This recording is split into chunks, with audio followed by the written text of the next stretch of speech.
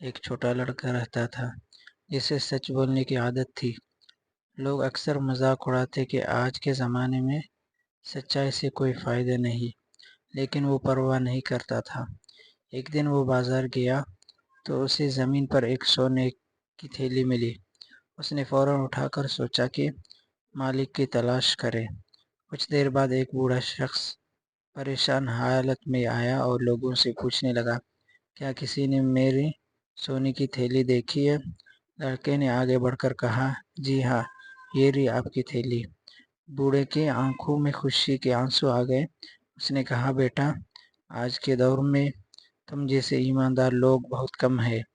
یہ لو، میرا شکریہ قبول کرو۔ اس دن پورے گاؤں کو یہ سبق ملا کہ سچائی اور ایمانداری کبھی ضائع نہیں جاتی، بلکہ ہمیشہ عزت اور انعام دیتی ہے۔